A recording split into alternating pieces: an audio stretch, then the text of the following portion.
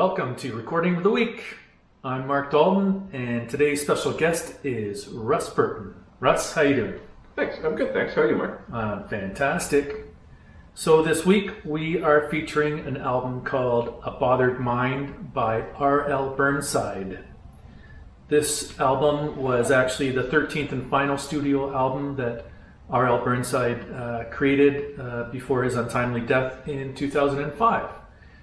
The album was released in August 17, 2004 under the Fat Possum label and was produced by Martin Gross, Matthew Johnson, Tom Shimura, aka Lyrics Born, and Bruce Watson. Russ, tell me, how did you discover RL Burnside? I guess I'd have to go back to another band called North Mississippi All Stars, which I just kind of stumbled across. I think I was listening to CBC, and they played one track off of it, probably on Tom Power's Deep Roots, and just really took to it. Nice modern electrified blues, and then I found that two of the members of the band are actually descendants of R.L. Burnside, who was actually performing with him on the album Live at Bonnaroo, and got my attention, so I started seeking them out. And then this particular track, Someday Soon, came to my listening profile as from a YouTube suggestion. Liked it so much, so I had to seek out the album that it's off of and learn a bit more about the album, and it's really high on my playlist right now.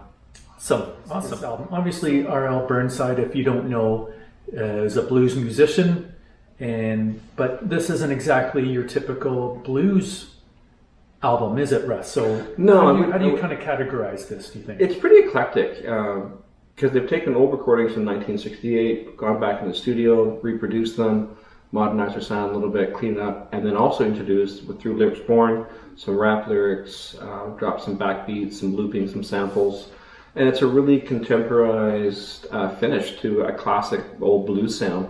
But it's not your down on your luck, typical blues that people love to bemoan. It's really more very uplifting, very powerful. Some tracks are maybe a little too much for some people, and some might be a little too quiet for others, so there's something for everybody. And just, I think, for the inexperienced ear, it's a good introduction to how the blues can be married into a modern sound. These people to the blues, it's a good album to people that are sort of stuck in the blues and haven't listened to anything new in the last few years, and just say, hey, there's more to what we've been listening to and more opportunities to grow on.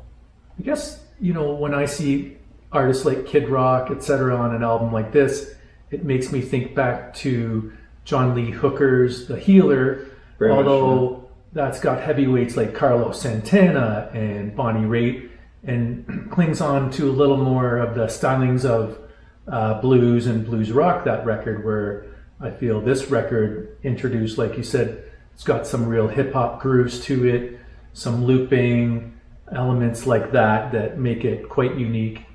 So who do you think would really love this album? What kind of music listener? I think it's really quite a broad spectrum, like I said. You can put the old classic blues hound and just reintroduce them to the old sound in a new way, or someone that maybe, I don't like the blues, maybe pop it on a Friday night mixer, before drinks and appetizers, and just let it put it soft in the background and just see how people start grooving on it. And it's got some really good rhythms and some good beats.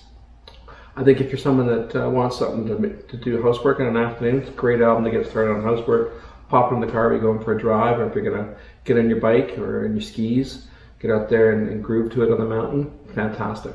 Awesome. So having said that, where do you feel this falls as far as wow factor goes? Like I say, blues isn't for everybody, so not everyone's going to be taken away by it. But I think what really struck me was how accessible it was, how easy it was to listen to, how it was familiar sounds, yet again, to beat that horse here one more time, contemporized sounds and making it a bit more modern and accessible to a younger listening audience, for sure. I definitely feel there's a nice variety of content. There are some hard driving songs for sure that, I'm going to get on my bike and I want to pound out some miles or kilometers. But there's also some traditional blues songs and some familiar songs like Rollin' and Tumblin'. And I think like you said, there's a really killer version of that song on it's this a bit more recording. modern, not the sort of classic sitting on a log. It's more of a little more of a blues rock hit, I'd say.